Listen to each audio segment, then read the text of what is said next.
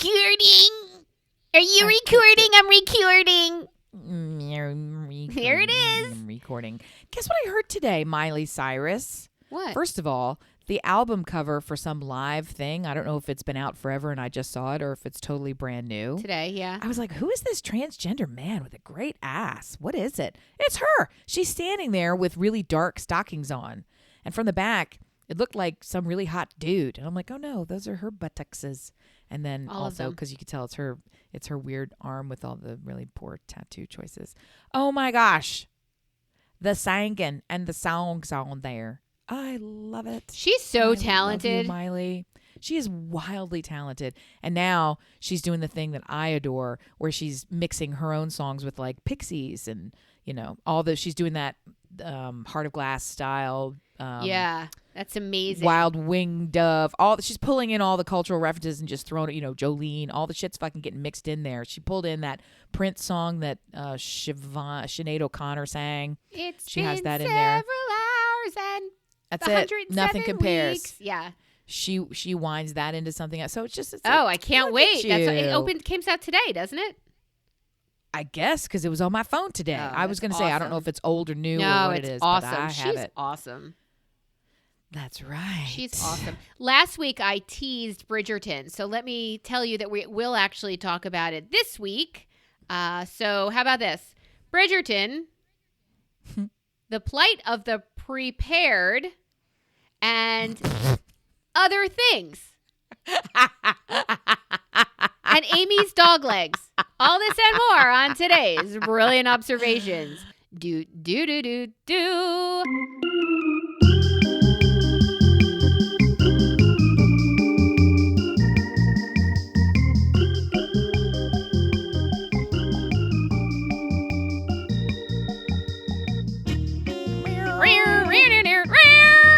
That's the one. That's the one. That's the one. Anything to get us away from your pus-covered feet. Hi, Melissa. Good morning. How are you? Do I need to apologize for last week's over-toe We're going to foot move sharing? past it. I'm sickened by how many people actually applauded that content and came to your defense. I don't understand them, and I want them to stop being listeners. You better quit your laughing. It's gross. You and your gross cohort can go you can stand in the waiting room of That's that exactly what I could do. Pedestrian office. Podiatrist office. What a terrible job.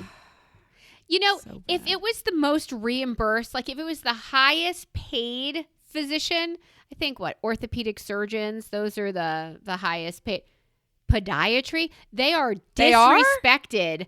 No. Higher than a heart? Yeah, we'll look it up. An orthopedic surgeon is not higher than a heart or a brain. I feel like hearts and brains. It's Hearts and Bones, and that's a Paul Simon song, and it's amazing.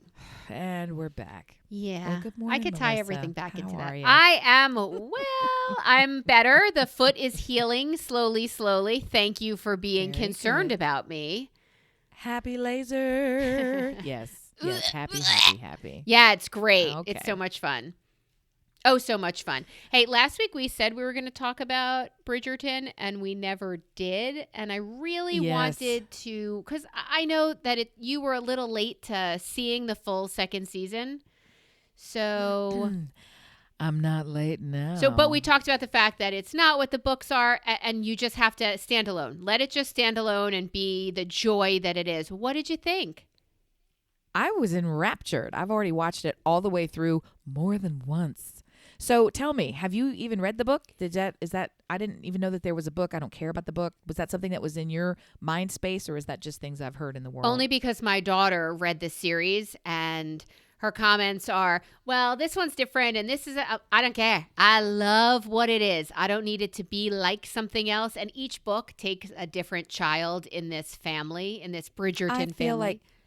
I feel like this was the perfect one to do because I noticed that I became fascinated with this character in season 1, almost to the tune of being groomed into an awareness of him. I feel like on some level they knew that this was what was going to happen and that they featured and identified in such a way. Do you know what I mean? In some cases, when ensemble casts are in these episodic shows, and then next time we're focusing on someone totally different, you feel unprepared for it and uninterested in it. You've become vested in someone else, some other facet of the story to such a degree that the rest of it feels like a cheat or a distraction. That's not what this was. No, each one of those characters has a fully fleshed out, beautiful storyline that you care about, is what you're saying. I care about, maybe not Gregory, fuck him, but I care about every one of those. Hyacinth I care more about than Gregory. What the fuck is Gregory? Hyacinth is the youngest, never met her father, and I care more about her. But I really do. They did such a good job. What's your highlights from this? I loved that it was so well acted and so well produced.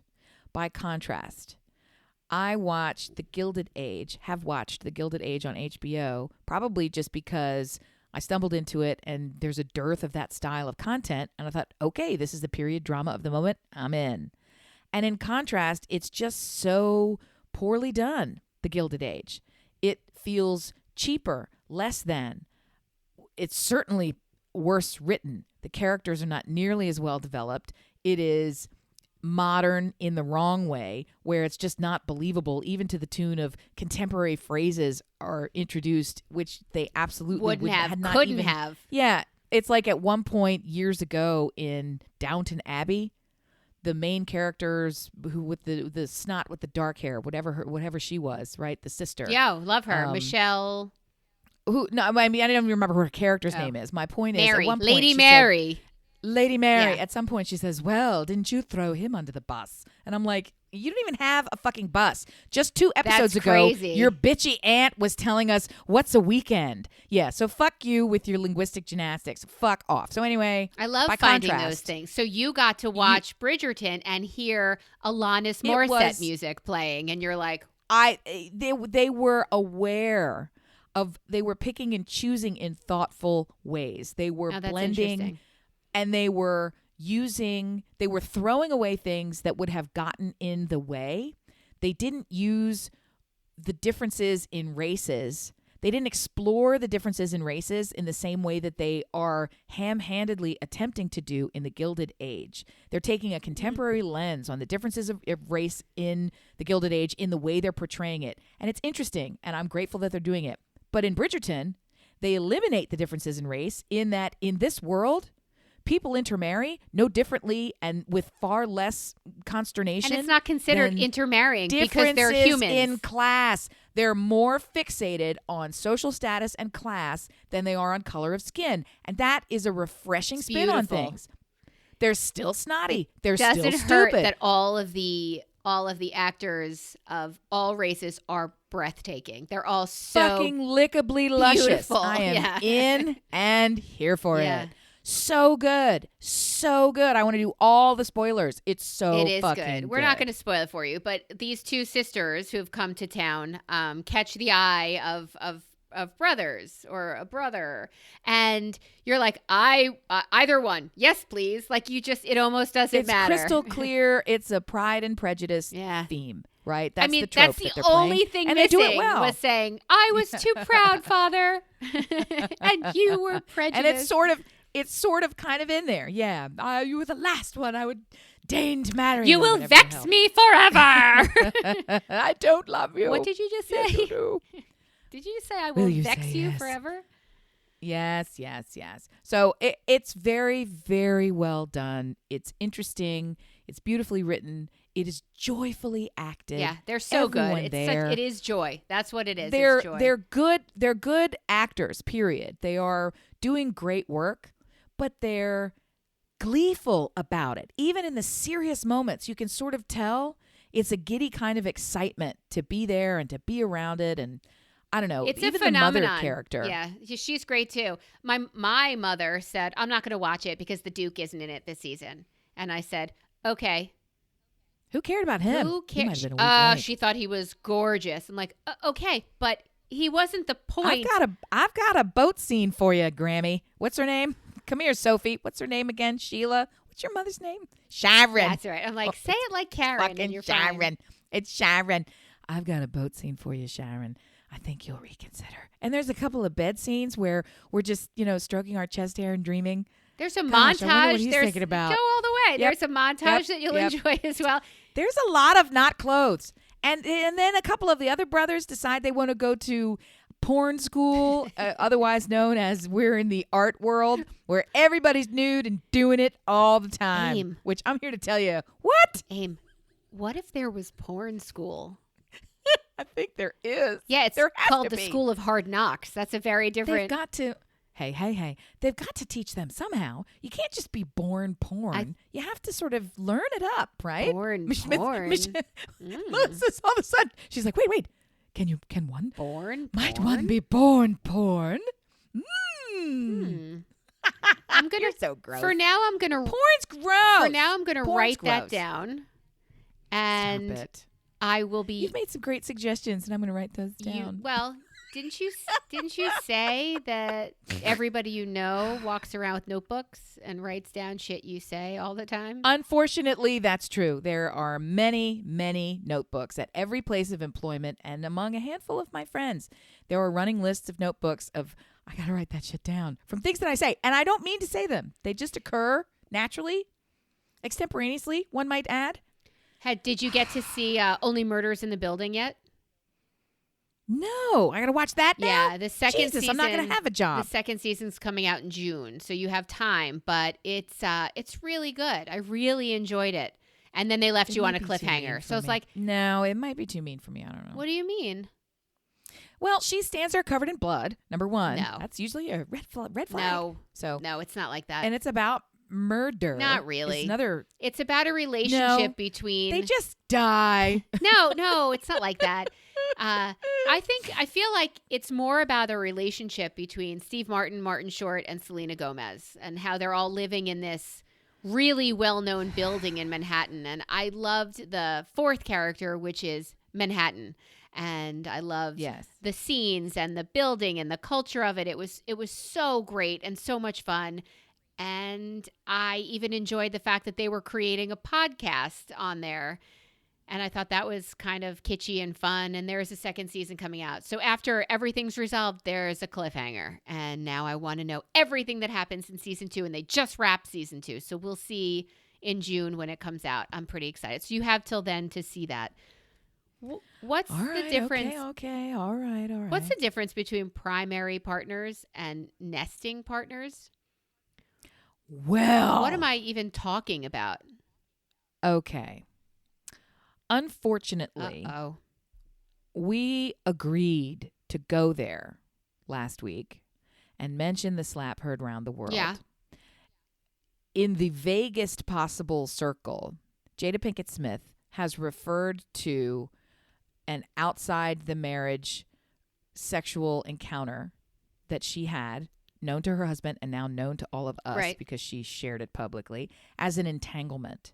And I thought, and she was teased, is one word, by her husband for calling it an entanglement. He said it's a relationship. So I thought she invented that word as a nicety to get around saying, I have slept with another and should not have.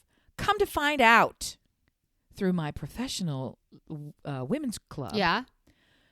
It's a part of the way that we communicate with each other is in a private members-only Facebook group. So I'm in there a lot because we're asking business questions of each other and sharing answers. It's a valuable networking opportunity. I've gained business from this club in this group. I was in there, and someone who I particularly admire, who is, I guess she's trans. I guess her name is Ray. I think she might be a they. I don't pay too much attention other than multimillionaire, very successful, runs a practice and is heavily focused on publishing trans authors, right? So trans is her deal. Trans, and I'm going to keep calling her because I think of her as a her, and I might be wrong in that regard. She published, excuse me, Ray, who will never hear this. She published a post in there saying, this is super vulnerable. I'm coming here because I just want to model for the newer members of the group at the lower economic stages that even when they call it an H level, meaning because it's a hello 7 for a millionaire, hello 8 for, in the tens of millions. So she's H8, so she's tens of millions. She's like, I just want to model for the H1s. I'm an H8 and life is not great for me right now. My partner, among other things, she listed all this shit that was going wrong in the business. All this shit's going wrong. She goes, and now I have moved from a primary partnership to a nesting partnership. Cis heteros, Google it. And I did. And there's a list of shit that we don't know. Entanglement is a fucking official term for the poly community. To become entangled is something called an ENM. Which I now forget what the fucking acronym is, but it's an emotionally exclusively non-monogamous primary partnership, nesting partnership. These are all terms for people who are doing it in big clusters of people all the way around and back again. So when she said she was in an entanglement, that's basically saying I'm in a poly relationship, which means we're in a swingers, the whole fucking thing. Open marriage. Is that the same? Yep. Entanglement is an official fucking term. And primary partner versus nesting partner is a primary partner is the person with whom you consider highest above all else in your relationship status. You don't even need to live together. They're just your primary partner. Your nesting partner is someone you live with who maybe you don't have sex with. And I'm like, that's what we would call the fucking roommate. So I'm not really sure why all these fucking terms exist or what my friend Ray, who I was going to say my poor friend Ray because she's sad about it. I think it's okay to say my poor friend Ray, who's going from what she thought was a primary relationship to now a nesting relationship. So it's like, yeah, if you're not in a primary relationship with somebody anymore, why are they still fucking in your house? Get the fuck out is what I would say. I don't need you living here. Why are you here? We're not doing it. You're not even primary anymore. I don't need to be your roommate. I was getting something else out of this. I find it all very, very, very quizzical. Yeah. So I think last week I talked about how you can't judge somebody else's relationship. But can we all agree this shit's weird? Like, can we all agree? You can't judge somebody else's relationship. You don't Who know. Are you? No, you and can what judge. Have you done with Melissa? You just don't know. You always judge it. Unless you're in a relationship, you don't really know the dynamics of it. But can we all agree that if we were to judge, this is kind of fucked up? Like, I'm not saying everything has to be traditional. I don't feel that sex needs to be traditional. I don't feel there are a lot of ways you always say to me, I'm going to take a dog leg. I think marriages can take a dog leg. I think you can go down that side road and you can, as long as that is what you and your partner agree on. It's crystal clear she doesn't agree on it. Yeah. In the sense that she said, and in couples therapy just this week, I learned that, unbeknownst to me or without my consent, or I forget it was basically a phrase for my partner expressed this and wants this and I really don't, but that's what's happening is we're no longer primary partners. We are nesting partners. So to me, it's kind of like I just can't envision being in a committed relationship, which for me, a committed relationship, going to therapy and saying, I no longer see myself in the same kind of committed relationship with you, but I'm not moving out. So we knew people. Like, I don't get how that label works. Like, where's that label? Yeah, I think that's my issue, labeling everything, all those labels. We knew people who wanted to divorce this couple, but they couldn't afford to sustain and maintain two households. Very different So thing. They lived together and they kept opposite schedules. He would work, he'd wake up in the morning and work like a typical human, and he would come home at 6 o'clock and have dinner with his kids and do a little homework and put the kids to bed with this soon-to-be ex-wife. And then when the kids would go to bed, she would go out at night. And that she would sleep all day while the kids were at school. She would go out at night. It turns out that she was living a very interesting lifestyle at night. And then she would come home in the morning to wake the kids up and send them to school and go into her little room and sleep there all day. Like, they had opposite schedules. It turns out, though, that she fought him on every aspect of the divorce because I want this, I want that. You can't do this. You can't have that. I want the kids. Blah. Then she got pregnant. And she all of a sudden started saying, yeah, okay, you could have that. I got to get out of this relationship. So the divorce is what I want. But we knew somebody in college who was in a relationship. How fucked up is this? And I wonder what I wonder what labels were put on this colossus of a we can't judge relationships, and yet bring it.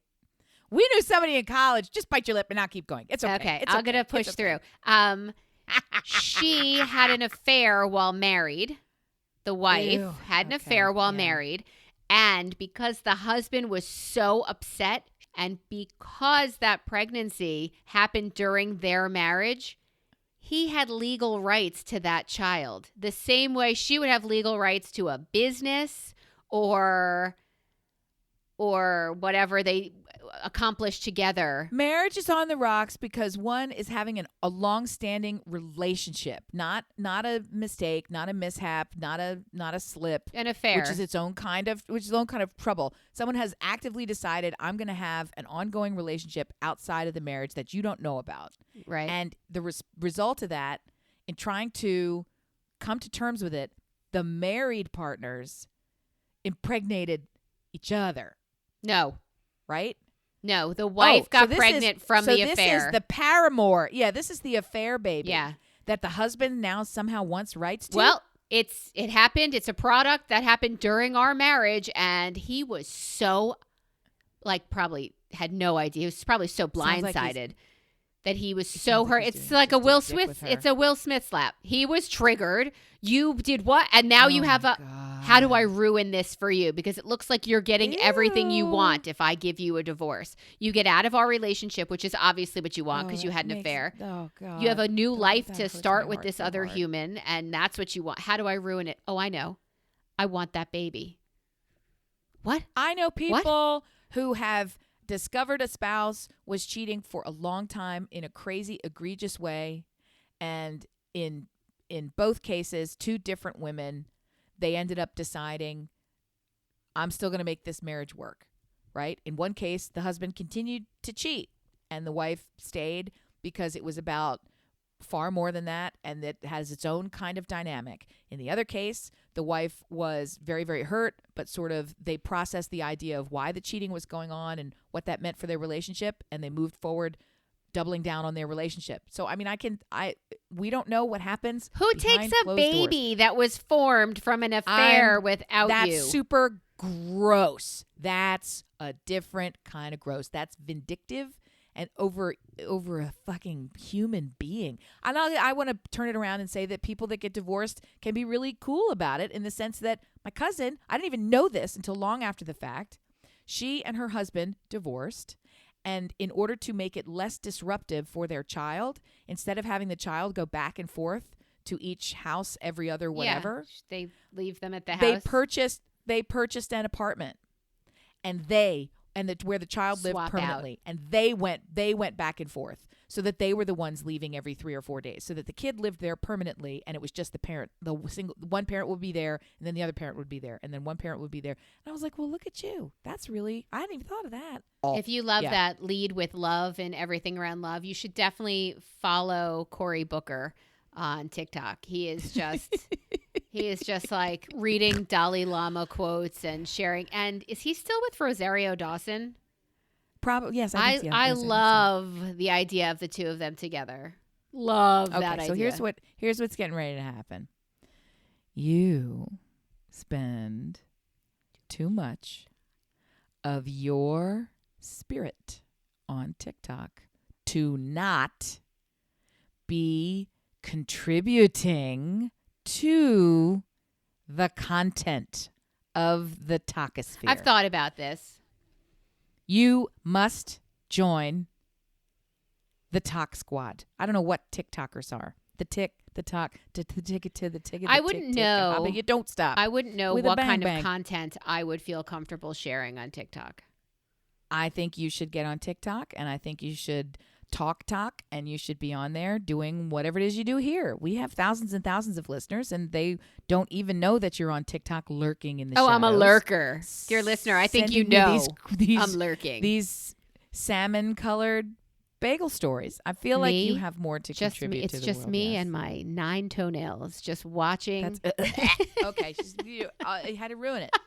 Yeah, you fucking monster freak. That's what they want from you on TikTok. You and all the pimple pus popping weirdies. I can't watch that. You shouldn't have to. All you gotta do is film your toe, and you will break Wiki Feet and also be the #1 TikTok toe. Dear listener, would you be interested in my pre-laser treatment toe? That's a yes. And then That's a yes. That's a yes. My first treatment with toes and then my second toe treatment. I think it's a 3-treatment issue thing. It's fascinating. And it's I would watch. free as fuck. I would watch Toe Talk. You would. I super would watch it. Okay, now I'm going to vomit at the thought of toe talk. You're in it. You're there. You're doing it. We've got to get on TikTok. You're on TikTok all the fucking time. I don't even think, I mean, I'm sure I have a TikTok account. I imagine that I took a picture in a grocery store one time of soda cans that cracked me up, I think. And that's your page? They were Juvie soda. And I was like, who would come up with the name Juvie Kids soda? in prison? Like, where are you going to serve this? It's where they make it. That was the TikTok. That was the TikTok that I laughed my head off. I'm hoping it was you that sent it to me. Someone was wearing fashions from Target. That's what I sent to you. She's trying them on. And her question after each worse and then worser still somehow as she was going through these obnoxiously strange get-ups, not even costumes are this bad. She says, let me ask you, where are you going wearing a dress like this? That was my favorite question because it's like, where does Target think you're going to go wearing this strange, I wouldn't even wear that stuff to Target. Puritanical marital garb. Like it's a bunker wedding Well, dress. that's what you said 6 months before when you went looking for clothes. You're like, I think Little House on the Prairie merged with TikTok and put it in Target. With like a Pete Davidson fever dream. Like something is it's really gross. wrong. And mix in a little bit of, not Halsey. Who's the person I'm thinking of? My husband loves her so. What's her name? Bjork. Big eyes, great voice, Oh. brother. No, the little teenager with the crazy sneakers and the super talent, and her brother too gets a lot of shit. Is Phineas? She dresses like a Is tent. Phineas her brother? Yeah, could be. What's Billie her name? Eilish? That's the Okay. one. Yes, It could be. I do love that young gal. I super wish that she would dress like other humans. 3 inches of green hair and then black hair. Sure, fine. Yeah, she's great. She's Go for it. interesting. Whatever you want. She's interesting. She can sing. She's got some pipes. I'll tell you. She can got some sing. pipes buried under that. You cape. know who else has pipes? No. You do. What? Hey, Aim, Come on. are you singing at all anymore? No. I'd like to start. We used to have I've had my little daydream. We have a friend who's in a band, and you used to talk about, like covering for one of their singers or singing with them. You even went to hire them for your big 5-0, and that fell apart. Yes, my lavish, I'm not having it, which is my favorite kind of birthday, is the one when I don't have it. So, not because I care about the birthday, just because it was getting to be too ridiculous in terms of what I was spending. So instead of what was scaling actually gonna back, get. you just canceled aging? Because if that's an option, Yes. I'm staring at Yes. wrinkles on my face right now that I would like to. I used to be in a band, and it was great, singer-songwriter, and we were doing really well, and then turned that off and down so I could go and pursue some other things, which I did, and moonlit for, very, very little time with our other friend who's in a band. And now I've come full circle to, there's a band here called Bandemic that, guess when they were formed? I can only guess. And they just do all cover stuff, and it's super fun. And they really just did it because they were bored, and everything was canceled for what they were normally doing and in their work lives. And they were like, all right, well, we're just going to do this. And I thought, you know what? I sing better than all y'all got. I'm doing it, but I haven't. I'm not going to do it. I might. I haven't done it. I haven't done it. I don't sing. I choose not to sing. That's a mistake. anymore. I mean, is that the first one you've comes and made, goes. or First one I've made. What mistake? Yes. Yeah, well played. No, quite fucking obviously, no. But thank you. I do think about it. Are you singing these days? Yeah. Do do do do do. And you're welcome for that being the extent of my singing. Oh, dearie me. Come on. So Come spring on. break is upon us, right? And It is. travel comes with that, and normal. I'm shitting in my pants. Why are you for shitting in real. your pants? Well, it's funny you mentioned that 50th birthday. We have the opportunity to celebrate a 50th birthday for a super close friend of mine. And it's become this very elaborate overseas trip. And it's been postponed and finally has come around to the point where COVID no longer keeps us home and finances no longer, all the things. No, nothing is keeping us. We're fucking doing it. And I'm just flipping out. I'm anxiety ridden. I'm not looking forward to it. I would not go. If I could get out of it, I would not go. So, and I think it has to do with, I really love it when things just work out and I don't plan it in advance. Right. Because I don't mind reacting to the situation when I'm in it. It usually works out just fine anyway. And that doesn't frighten me at all. By contrast, to actually prepare and plan for something and then have planned all the wrong things and have it not work out is so much more anxiety producing than just not having a fucking plan at all. We're going to Italy and we're going there for, 12 days, 14 days. We're going there for a long time, right? So it's a big deal trip.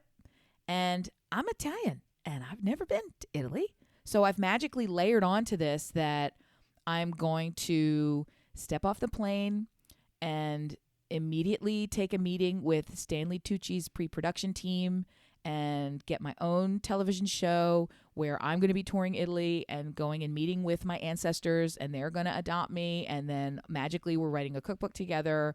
And also we're going to then be on Lake Como with, all the people who are up there. George Clooney and Amal are going to have us on a boat, and then we're going to be doing cocktails on the boat with that.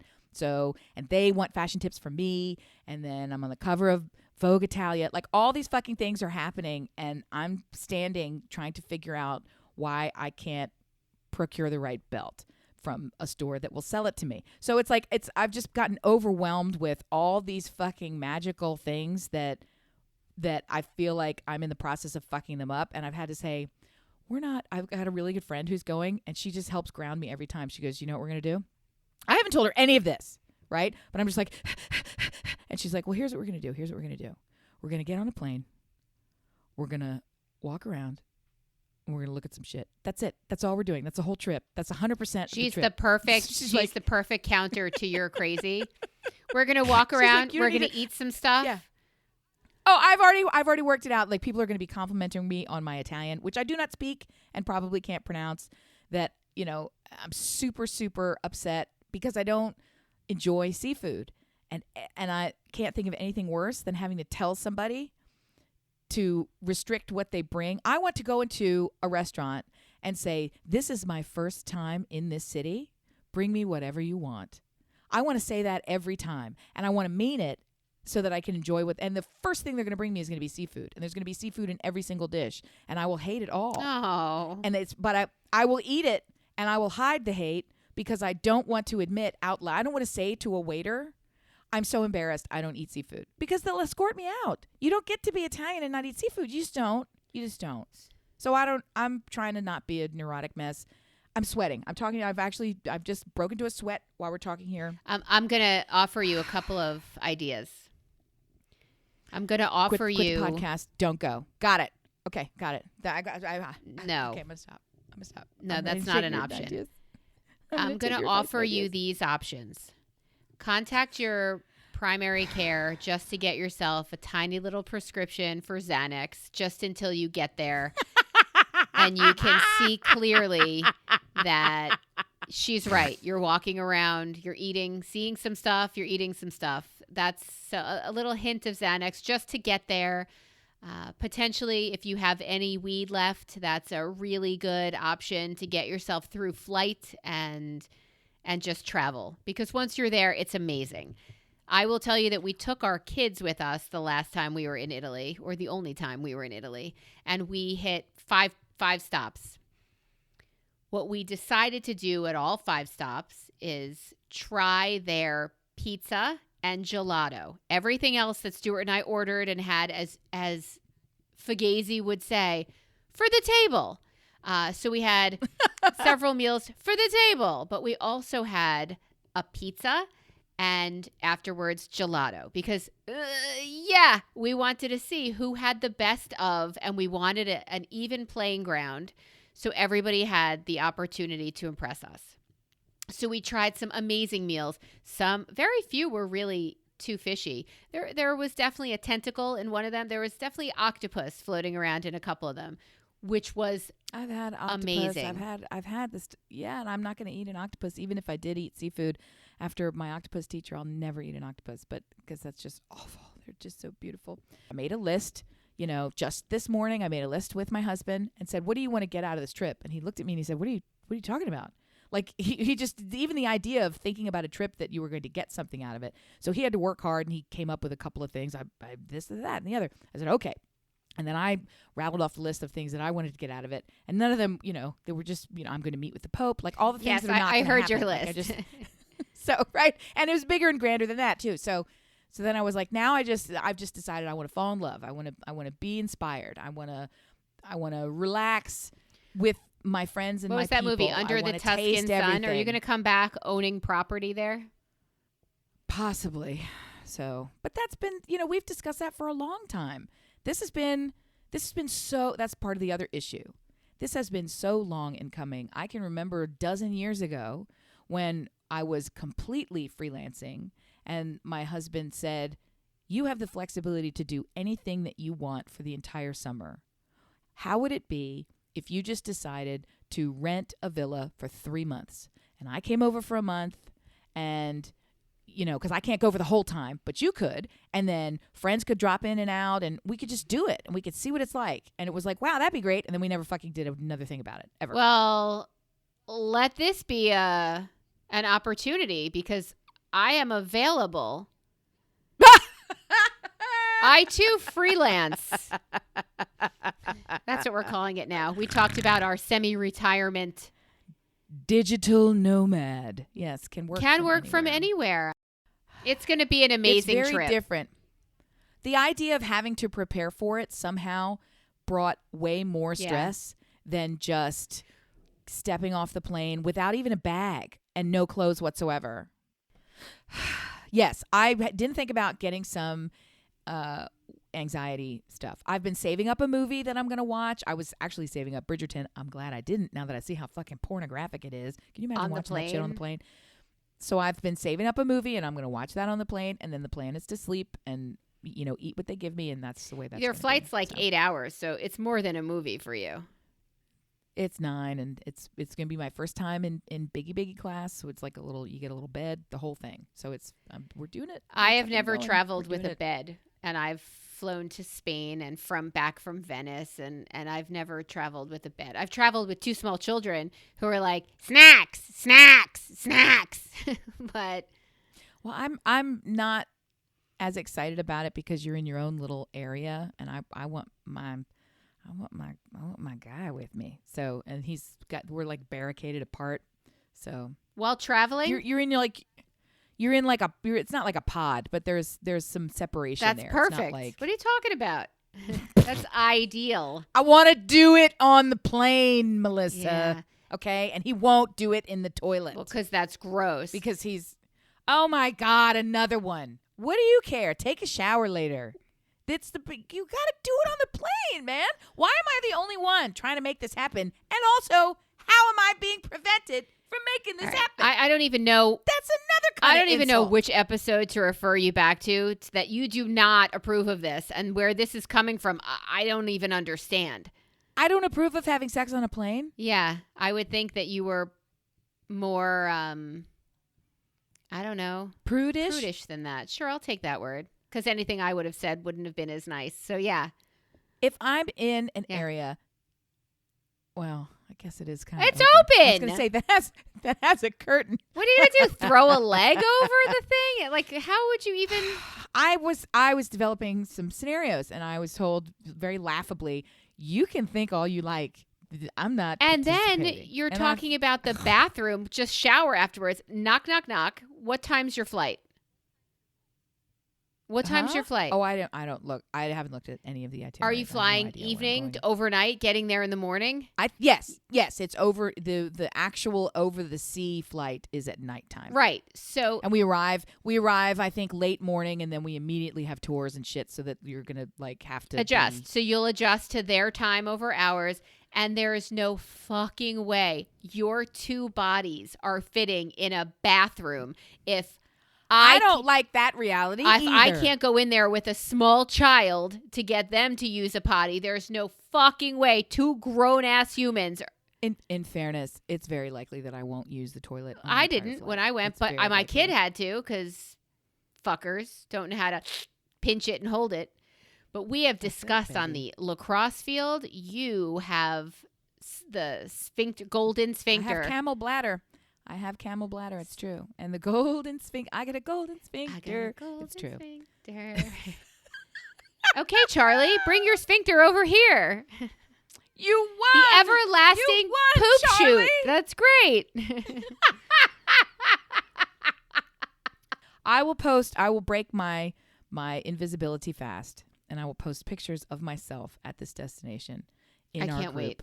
So that our listeners will see that I made it there, and with all of my neuroses and my lower belly fat intact, and I'm just going to go and love the world, and I'm going to live the life that our ancestors dreamed of. And the life that you deserve, the I'm gonna travel and the joy and the good food. Could you imagine if you'd like really just eaten colorful vegetables and then your body got to this place of joy and pasta and was like, what the fuck? It's better that you maintained whatever it was that you were doing, and afterwards is afterwards. But if there's a day where you do not suck the marrow out of it and enjoy every second of it, you're absolutely missing an opportunity. And I know you won't do that. As my darling loves to say and has said from the very first moment we even consider this, he's like, this is not a big deal. This is a scouting trip. This is the advanced team. We're just going to check it out so that when we go back next time, we know what to do. And he also says that in truth, because the kids are like, you're going where? And I'm going where? I'm going across town to sleep at a friend's house? Are you out of your mind? You're going, what? We've been banned from going to Parma. Like, you're not eating that. Then it's like, well, I'm kind of going to do what I want, child. So they're very angry. I'll bet they are. We'll take them. I'll bet they are. You'll go with us. You'll go with us. I damn do it. really like his damn you. attitude of it's a scouting trip. It just takes all the pressure off of suck the marrow out of it, like Melissa said, because this is it. This is our only chance. I love that. You've been waiting your whole life to pop this cherry. Yeah. Good thing you're 8,000 pounds. Yeah. Okay. Well, after your cherries popped, I mean, you can go back 100 times. I guess so. And definitely scout out that villa, because I'm all in. I'm better. Hey-o, why not? I'm better for the month of September once my kids are both in college, if that works for you. Yeah. No, it's never going to work for us in September. But we also have reached a stage where we don't really care what's convenient. We just fucking go. Because there's never a convenient time. What they say, we're year-round sports. If you wait till you think it's a good time to get pregnant, there's never a good time, and B, you won't get pregnant. So it applies to everything in life. If you wait until you're ready, it's too late. That's the way that works, because you're never ready. You're never going to be ready. It's always too late. Just fucking start. Dear listener, ready, shoot, aim. Oy, that sounds kind of dangerous. That's how it works. That's how it works. Even if you think that you have done the opposite and plan.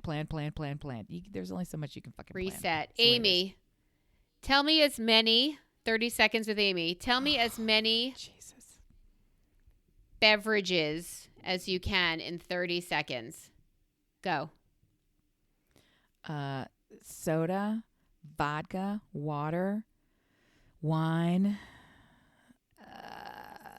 tequila, tea, coffee, apple juice, orange juice, pineapple juice, all the juices, tomato juice, nectar.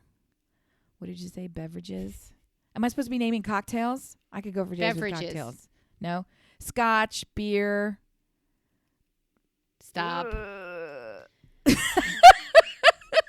I have got some pretty broad categories, I think. Yeah. Why do I suck at this so hard? No, you don't suck at this. I mean, I didn't know where to go, how granular to get. And so I would think instead of just spit. So talk, is that talk, my talk. fault for not being clearer by saying to you alcoholic drinks or non-alcoholic or why? No, the name of winning this game is to spit out all the things, and you can redirect in the moment. Why wouldn't I take full advantage? I had time on my side, and I squandered it. See also theme of this show. That's the problem with my Italy trip.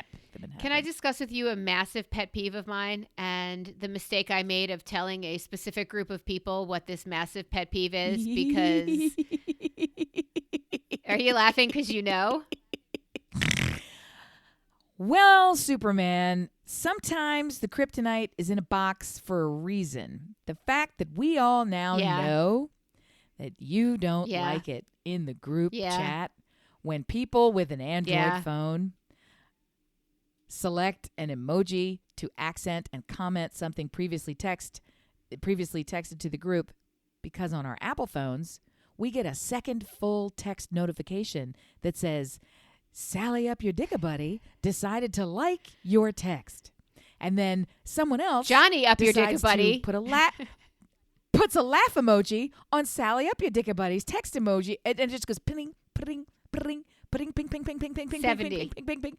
Oh my 70 God. times. I have a joyful cry every time, because I don't even have to picture your rage. It just fills me with such delight. The sheer stupidity of it. It's just the best. And I am not poke 'em. That's not my kind of humor. But in this case, it fucking works. People it works. I mean, people like to poke me. I'm not going to lie. I've been poked. And today, when the 97, 79, whatever it is, texts came in, the last 20 were replying to a text that said, on this text chain with 12 women, it said, every individual time they do it, it happens anew. The last text said, I'm just picturing Melissa's face because I know she fucking hates it. And then 11 people emphasized it with exclamation points, hearted it. Sally Up Your Dickin' Buddy has a heart about picturing Melissa's face. Susie Up Your Dickin' Buddy decides that Sally Up Your Dickin' Buddy's heart face deserves a second thumbs up. And then a clap emoji. So I audibly roll 10. my eyes, and my daughter says, it's so what's good. wrong? I say, could you do me a favor and hold my phone for the next half hour while I go... I need to throw my phone away. Punch a tree? Like, could you please, while I go slap Chris Rock? Because I get it now. You got a baby powder pinch slap, or a pimp slap. It's hard to say pimp slap. Pimp slap. I am just so happy. I'm so happy that this group text exists. Because it makes me crazy. And it's the equivalent of sticking your tongue over your hurt tooth. You know you're not supposed to do it. You don't want to do it. You tell yourself to stop fucking doing it. I did that with my toenail. And then you do it again. And then you're unhappy. And you're like, why do I keep... And then blink, there's your tooth sitting in your hand, just like my toenail. Bing, bing, bing, bing, bing, bing, bing, bing, bing, bing, bing. Stuart said, I'm saving that toenail and you're going to see it again another time. And I said, I'm filing for divorce right now. Please hold he's like, all right, I'll throw it out. All right, I'll throw it out. That's so awful. Weird. That's such a weird surgeon-y thing to say. And he's not even a surgeon. He's gross. You know, our friend Sarah is in jury duty right now. So that human is sitting in jury duty getting ding, ding, ding, ding, ding, ding, ding, ding, ding, ding, ding, ding, ding, ding, ding, ding on her phone too. My heart has grown 3 sizes in one simple Great. text. I'm really happy for you, your trip, and the joy you're having about this. It grounds me. It centers me. It tells me there's something to live for. Dear listener, thank you for tuning in once again. And I can't wait. Our next episode, we're going to hear all about Italy. It's going to be amazing. Oh, Jesus. We're going to hear everything about Italy. I might not even be here. It might just be Amy saying, and then we ate this. Wait, I wore this. I ate this. They had to give me a seatbelt extender for the ride Amy. home. Thanks for showing up. We love you. Take care. All right. Love Lead you with more. love. Lead Bye. with love. Lead with love.